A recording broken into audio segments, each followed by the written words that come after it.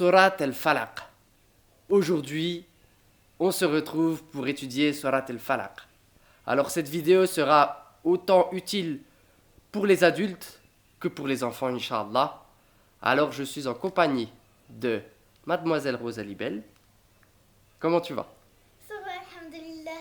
Et Mademoiselle Evalina. Comment tu vas? Ça va, alhamdulillah. Alhamdulillah, ça va très bien. Alors on va faire une petite étude de Surat al-Falaq ensemble. D'accord? On va essayer de comprendre ce que Allah Azza wa Jal nous dit dans Surat al-Falaq. Ok? Alors, Ok. je vous la lis déjà. Et non, même pas, on va... Moi, je la connais. Je peux la lire? Alors, tu vas la réciter. Je Allez, peux la réciter. bismillah, vas-y. Bismillahirrahmanirrahim. A'udhu billah. أعوذ بالله من الشيطان الرجيم. بسم الله الرحمن الرحيم. قل أعوذ برب الفلق من شر ما خلق ومن شر غاسق إذا وقب ومن شر النفاثات في العقد ومن شر حاسد إذا حسد. C'est bien, ma chérie, c'est bien, c'est bien. Alors maintenant, on va vraiment voir qu'est-ce qu'elle veut dire, cette sourate. Et on va essayer de comprendre en profondeur ce qu'elle veut dire. Oh, j'aime trop ça. T'aimes bien ce jeu? Eh ben c'est bien. Parce que comme ça, tu sais ce qu'Allah il nous dit dans son message, dans son Coran. J'aime bien comprendre le Coran parce qu'en tout cas, on va le faire chaque jour pour qu'on peut comprendre. On va le faire beaucoup et on va essayer de partager ça pour qu'il y ait des enfants qui aussi vous écoutent et apprennent avec nous, Inch'Allah. D'accord? Comme ça, on gagne des hasanettes. Et nous aussi, on va apprendre. Exactement, c'est ça le but. Alors, T'as raison. on va faire Surat al-Falaq. Alors, Allah Azza wa Jal nous dit, donc déjà, cette Surat, elle s'appelle al-Falaq. Al-Falaq, ça veut dire, c'est traduit par l'aube naissante. D'accord? L'aube naissante. Alors, c'est quoi l'aube naissante? C'est l'aube qui est en train d'être. C'est quoi l'aube? L'aube qui arrive. C'est quoi l'aube? Bah, l'aube, c'est le soleil qui se lève. C'est le soleil qui se lève, c'est vrai? Et naissance, c'est l'aube qui naît. D'accord, c'est ça. Donc la naissance du soleil de l'aube. D'accord? Qu'est-ce qui se passe, Nana, quand le soleil il se lève? Quand le soleil. Ouais, c'est quoi qu'il apporte le soleil? C'est quoi qu'il apporte? Oui. Il apporte la lumière et le nuage. Et les nuages. Alors, aussi. la lumière, c'est juste. Les nuages, il n'apporte pas les nuages. Mais la lumière, c'est vrai. Moi, je sais. Il apporte la lumière. Il On est apporte d'accord? la lumière et la chaleur. Exactement. D'accord? D'accord. Alors, quand on dit l'aube naissante, en fait, la nuit, il y a la nuit. La nuit, qu'est-ce qu'il fait pendant la nuit? Il fait... Bah, il se cache. On voit ou on voit pas pendant la nuit? C'est quelle couleur la nuit pour toi? Noir. Noir. Et toi aussi, c'est ça la nuit. Bien, oui, D'accord? c'est noir ou bleu. Eh ben quand il y a l'aube naissante et il y a le soleil qui vient, qu'est-ce qu'il fait le soleil? Il apporte quelle couleur? Il apporte le bleu clair. Le orange. Oui, alors il apporte en fait le fait qu'on puisse voir. D'accord? Bah oui, il apporte de la lumière. Exactement, de la lumière. L'aube naissante, alors en fait c'est le fait que le soleil arrive et il est en train d'enlever l'obscurité. Il perce avec sa lumière l'obscurité. D'accord? Ça c'est le sens particulier de El Falaq. Ça veut dire ça. Mais il y a un sens plus général qui veut dire la fissure. La fissure. C'est quoi une fissure? Une fissure. Ouais. Une fissure. Ouais, comment tu le montres? Une fissure, c'est quelque chose qui est cassé. Ouais, C'est comme une petite coupure pour beaucoup de choses. c'est ça. Tu vois, c'est quoi une fissure? Quand un verre, il est fissuré, Nana. Quand un verre, il y a une fissure dessus. Ça veut dire qu'il y a, tu sais, le... comme ça. C'est ça une fissure. Exactement, Il va c'est se ça. casser. Exact. Il va se casser. Très bien, c'est ça. Oui. Ouais, il va se D'accord? casser. C'est le Alors- début que ça se casse. Exactement. Alors, t'as touché un point très important, c'est le début que ça se casse. Le début du moment où ça va se casser. Alors, est-ce que vous pouvez me dire, quand un poussin, je vais te poser la question, Nana, un poussin, de quoi il sort un poussin? Le bébé, poussin? la poule, il sort de quoi quand il naît? Le poussin. Il sort de quoi? Tu vois le Il petit sort poussin? d'un œuf. Ah, et qu'est-ce qu'il fait pour sortir de l'œuf? Il se casse. Il se casse. L'œuf. Et il y a quoi? Il y a des... Fissure. Et il y a des fissures, très Il y a bien. plein de fissures. Le noyau. Oui. Quand il y a la plante qui sort du noyau, qu'est-ce qui se passe dans le noyau? Elle fissure le noyau. Exactement, elle fissure le noyau. Donc vous voyez, le début, c'est tout le temps par une fissure. Eh bien, Allah, il a voulu dire aussi que al-falaq, c'est la fissure qui est en train de... Fissure, de... ça veut dire quelque chose qui est proche de se casser. Exactement. La petite a fait la définition. D'accord? Donc, on se rappelle qu'al-falaq, ça veut dire l'aube naissante, donc le moment où le soleil il arrive et il est en train de percer la nuit. Et on peut avoir aussi le sens général, ça c'était le sens particulier, le sens général qui nous dit que c'est comme une fissure, c'est le début de la naissance. D'accord? Ok. Donc ça c'est pour le titre d'Al-Falaq. Ensuite, Allah Azza wa Jal nous dit Qul a'udhu bi rabbil falaq. Dis, Qul, je recherche protection auprès du Seigneur de l'aube naissante. Alors, ça c'est la traduction qu'on a. Mais en fait, quand il dit dis, à qui il parle déjà quand il dit dis? Il parle à nous. Il parle à quelqu'un. Ouais, c'est qui? Alors c'est pas faux, à nous. Mais avant nous, à qui il a parlé Allah Azza wa Jal? J'ai dit la réponse. Aux anges. Non.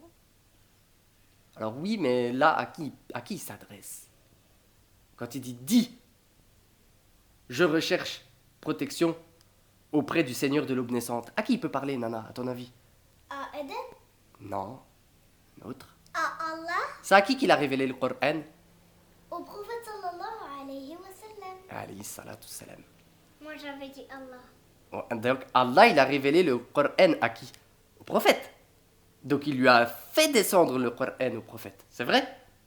Oui. Il a donné le Coran au prophète. Il a donné le Coran au prophète. Le Coran, c'est un cadeau. C'est comme un cadeau. Il a glissé vers lui.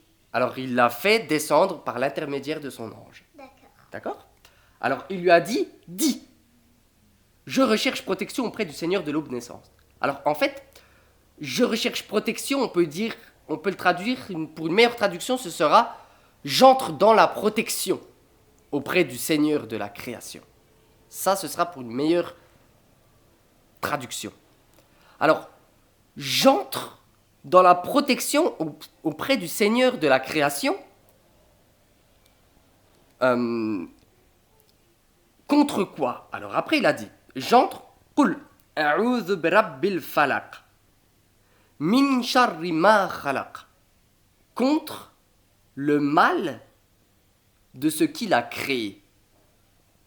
Donc il a dit quoi Allah? Il a dit au prophète alayhi salam, rentre dans la protection auprès de ton Seigneur contre le mal général de ce qu'il a créé. Alors, à votre avis, le mal de ce qu'il a créé, est-ce que ça veut dire que tout est mauvais? Non. Ça veut dire quoi? Alors, Ça veut dire qu'il a créé des choses mauvaises. C'est pas ça? d'accord, oui, toi tu Des dirais... gens mauvais. D'accord, et toi Nana, tu dirais quoi? Tu dirais pareil ou... Est-ce que ça veut dire que tout est mauvais s'il dit contre le mal de ce qu'il a créé? Il a créé quelque chose pas bien? Alors, il a créé des choses, mais après les choses, ça veut pas dire que... Comment dire? En fait, les choses, elles peuvent être bien, mais il y en a certaines qui font le mal. Et c'est contre le mal de ça que Allah il nous demande de prendre, de rechercher, d'entrer dans sa protection. Parce que il a créé, toutes ces créatures, elles sont pas mauvaises. Il nous demande de rechercher protection contre les mauvais hommes, comme tu as dit, les mauvais djinns, les mauvaises choses qu'il peut y avoir dans les animaux. On doit se protéger contre ça. D'accord? D'accord. Ok? Ensuite, Allah Azza wa Jalla l'a dit. Wa min sharri ghasiqin idha waqab. D'accord? Ça veut dire contre le mal et contre le mal de l'obscurité quand elle a tout envahi. L'obscurité. C'est le noir. C'est quoi l'obscurité? Oui. Sombre. Sombre. Toi tu dis Noir. noir. D'accord? C'est ça. Exactement. Alors, rasiq, donc le mot qui est utilisé, wa min sharri ghasiqin idha waqab. On doit rechercher la protection contre l'obscurité de la nuit, contre la nuit. Qu'est-ce qui se passe? Qu'est-ce qui se passe la nuit? À votre avis, la nuit, est-ce qu'il y a que du mauvais dans la nuit? Non. Non? Pourquoi? Il y a quoi de bien dans la nuit? Dans la nuit. Ben, ça nous repose. Ah, C'est pour nous. Pour très qu'on bien. se repose. ouais, C'est pour qu'on ait de la. C'est pour qu'on a de l'énergie.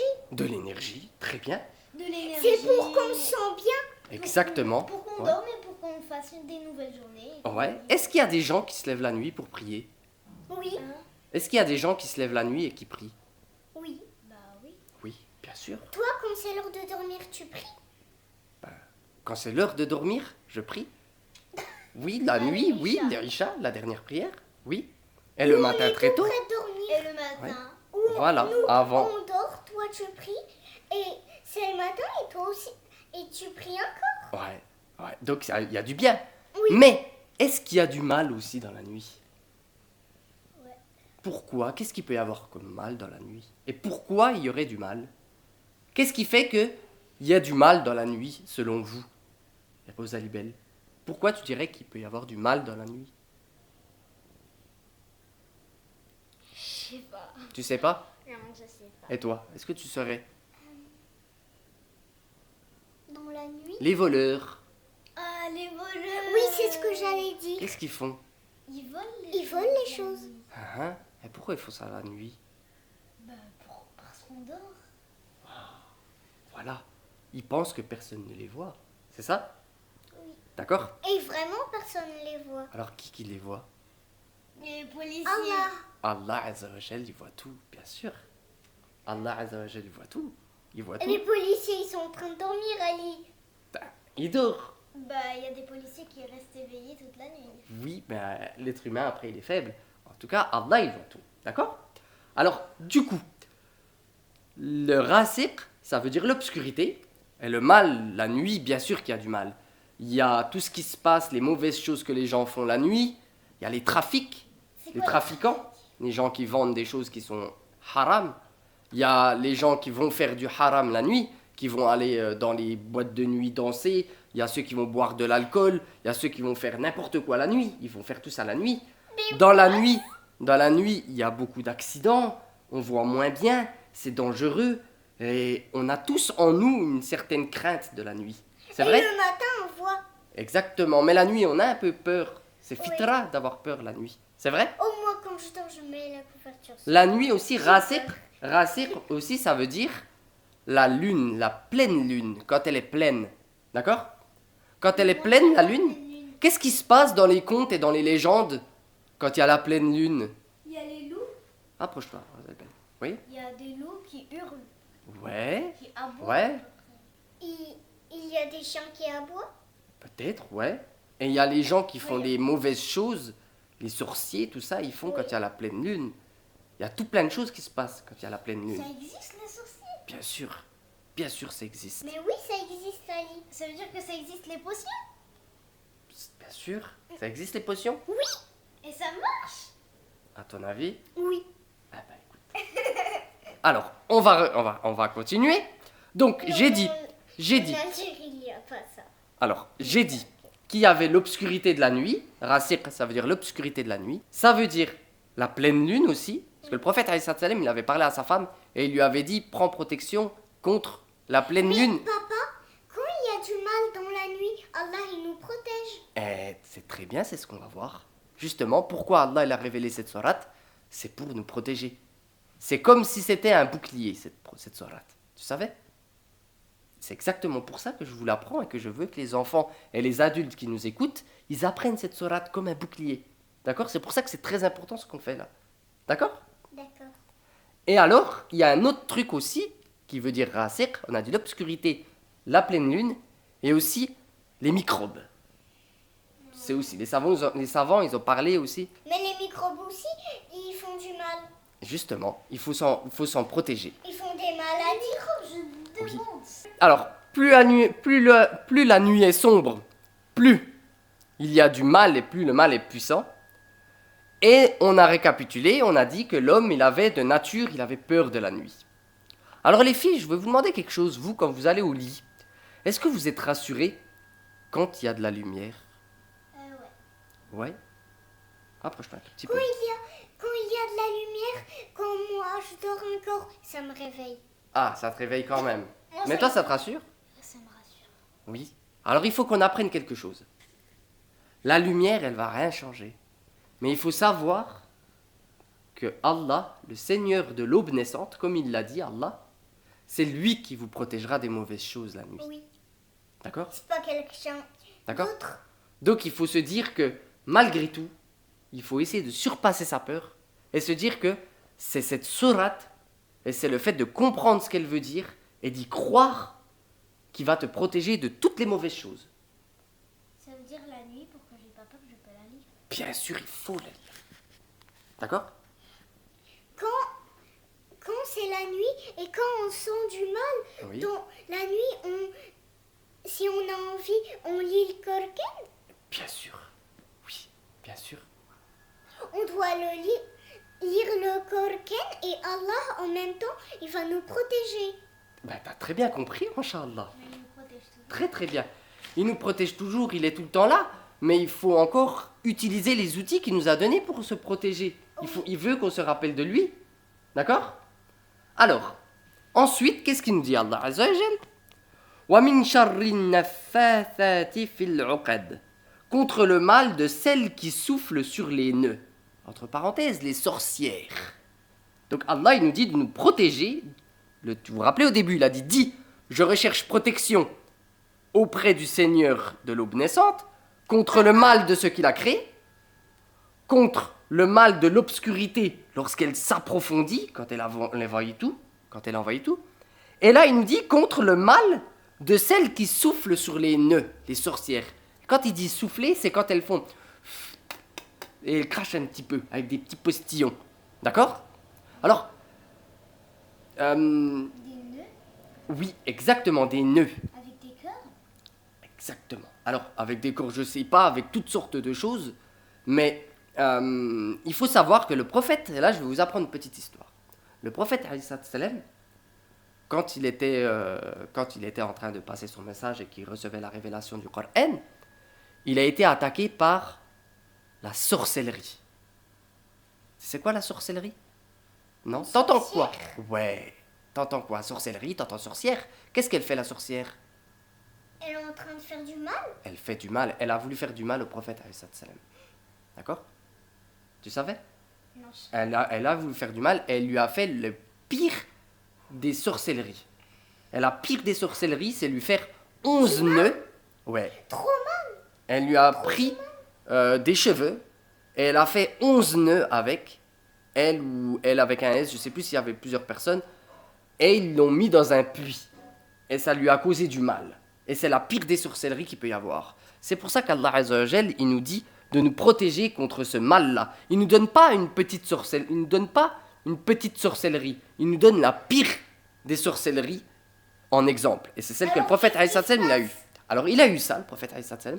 Et il a demandé, il a fait dua. Il a dit, Ya Allah, il demandait à Allah de le sauver puis de lui enlever ce mal. Allah, il lui a révélé, il lui a fait descendre les deux anges, l'ange Jibril et Mikaël. Qu'est-ce qu'elle lui a fait de mal? Je vais te dire, alors là, le mal qu'elle lui a fait, qu'elle lui faisait, il se sentait pas bien, ou je pourrais pas te donner les détails, il était pas bien. D'accord? Ça c'est sûr. D'accord? Et il a demandé de l'aide à Allah, et Allah, il a fait descendre deux anges. Les deux anges sont venus, Jibril et Mikaël, et ils l'ont aidé. Ils lui ont fait la révélation de cette sourate pour se protéger. D'accord? En même temps, ils lui ont dit où était la sorcellerie qui lui avait été faite. Et il a dit à son neveu d'aller chercher, à Ali, d'aller chercher dans le puits, dans un peigne, les nœuds qu'elles avaient fait les sorcières. Ils l'ont enlevée, et elle a été libérée de cette sorcellerie. D'accord? D'accord. Ok? J'arrive pas à y croire avec cette histoire. Ah, si, c'est vrai. Ouais. Et après, Allah Azza wa Jal, qu'est-ce qu'il nous dit? Il nous dit, et contre les envieux lorsqu'ils envient. Allah, il finit par ça. Il dit qu'on doit rechercher aussi protection contre les envieux lorsqu'ils envient. C'est quoi un envieux? Un envieux, c'est quelqu'un qui a envie des choses. Ouais. C'est quoi quelqu'un qui a envie des choses? C'est un vieux monsieur qui a envie des choses. Alors non, pas... Non, c'est pas un vieux. Un envie. C'est un jaloux. Mais c'est un jaloux qui va vouloir ce que t'as. Il va vouloir ce que t'as et même plus. Et il va vouloir que toi, ça s'arrête pour toi. Voilà, yazubillah. Il va vouloir que toi, ça s'arrête. Mais lui, il va vouloir pour lui. Tout ce que t'as. C'est ça l'envie. L'envieux. D'accord? Donc c'est la mauvaise jalousie. D'accord? Donc Allah, il nous dit de prendre protection contre cela aussi. D'accord? C'est compris? Par contre, je vais vous donner un dernier exemple. Il y a une bonne jalousie qu'on peut avoir. Et la bonne jalousie, elle est par rapport à ce qu'on est en train de faire là. D'accord? La bonne jalousie, tu as le droit d'être jaloux de deux choses. Le prophète, il a dit, on a le droit d'être jaloux de quelqu'un qui a plein d'argent et qui la donne en sadaqa. Tu as le droit d'être jaloux de lui. Mais quand tu es jaloux de lui, tu as le droit d'être jaloux dans le fait que tu veux être pareil que lui. Sans que tu dises, j'ai envie qu'il ait plus rien. Oui, ça c'est de la bonne jalousie. Voilà, tu dis, ah j'aimerais bien être comme lui, avoir l'argent et faire comme lui. Mais sans lui dire, ah j'ai plus envie que tu aies de l'argent. Non. En tout le temps, en lui disant qu'il est tout le temps. En prononçant le nom d'Allah pour qu'il soit béni. D'accord? Et il y a un autre exemple aussi, c'est être jaloux de quelqu'un qui connaît le Coran et qui l'enseigne. Qui a de la science et qui l'enseigne. Pas qu'il l'enseigne pour bien le réciter, qu'il l'enseigne pour savoir ce que Allah Azza wa Jal, il nous dit dedans. Un peu comme toi, non? Comme on fait là. Comme nous on fait. Papa, D'accord? en fait, les gens, ils ont le droit d'être jaloux d'un Coran. Pas d'un Coran, mais ils ont le droit d'être jaloux de quelqu'un qui sait très bien le Coran et qui l'apprend. Ils ont le droit d'être jaloux en disant Tabarakallah, j'aimerais être comme lui et aussi l'enseigner. Ils ont le droit d'être jaloux avec quelqu'un avec un Coran qui sait faire le Coran qui apprend aux gens qui est gentil. Exactement. Tu sais comment on appelle cette personne? Qui est gentil et qui veut prêter. Oui. Tu sais comment on appelle cette personne-là? Non. On appelle cette personne-là un savant. Oui. Ça, c'est le plus haut degré, c'est les savants. Après, il y a les enseignants. Les enseignants qui savent, qui apprennent et qui redonnent ce qu'ils savent. En ayant vérifié leurs sources, ils redonnent et ils repartagent le message du Coran. C'est bien? Mais toi, t'apprends le français? J'apprends le français. Oui. Oui. Tu partages. Je partage aussi le français, Oui. oui, parce que j'aime bien faire aussi du français. T'as un enseignant toi aussi. Ah, je sais pas, oui, oui. Alors, on récapitule. Surat al-Falaq, ça veut dire l'aube naissante, d'accord? On a dit qu'Allah Azza wa Jal, il avait dit d'entrer dans sa protection auprès du Seigneur de l'aube naissante. Contre quoi? Contre le mal de ce qu'il a créé. Contre le mal de l'obscurité lorsqu'elle s'approfondit, quand elle est forte. Contre le mal des sorcières qui soufflent sur les nœuds. Et contre le mal de l'envieux lorsqu'il envie. Allah Azza wa Jal, il nous dit une seule fois de rechercher protection auprès de lui contre trois choses. Les D'accord? sorcières et les sorciers, ils peuvent faire ça. Ils sont méchants, on s'en protège. C'est bon? Allah, il peut nous protéger. Il nous protège, bien sûr. Voilà, on va finir cette vidéo qui sera peut-être un peu longue. Pour ceux qui sont restés, j'espère qu'elle vous aura plu. En tout cas, vous avez compris le message. Evalina vous l'a transmis. C'est de partager avec vous, adultes comme enfants, la parole d'Allah Azza wa Jal, pour la comprendre, pour la méditer, et surtout, pour en profiter, car elle nous protège. La prochaine fois, bi'idhnil wahid al-ahad, on verra Surat an-Nas, parce qu'elle va avec cette sourate. J'espère que cette vidéo vous aura plu. Si vous êtes resté jusqu'à la fin, je vais te laisser la parole. S'il vous plaît, mettez un petit encouragement, un petit commentaire. Parlons-en ensemble. Et qu'est-ce que tu voulais dire, ma chérie? C'est vrai que Surat al-Falaq, comment elle s'appelle déjà? An-Nas, Oui, et l'autre? Al-Ikhlas. Oui, elles sont presque pareilles. Elles sont presque pareilles, il y a beaucoup de liens entre elles. C'est vrai, exactement. Et c'est ce qu'on verra, Inch'Allah. Partagez cette vidéo, mettez un petit like d'encouragement, un petit commentaire, et on se revoit très vite. Barakallahu fikum d'être restés jusqu'à la fin, pour ceux qui seront restés jusqu'à la fin, pour nous écouter. Le mois du Ramadan arrive. J'espère qu'on pourra en profiter et qu'on pourra faire beaucoup plus de vidéos, d'explications ensemble, comme vous pouvez le faire vous avec vos enfants. En tout cas, je vous remercie et je vais m'arrêter là parce que sinon je vais encore continuer. Salam alaikum wa rahmatullahi wa barakatuh.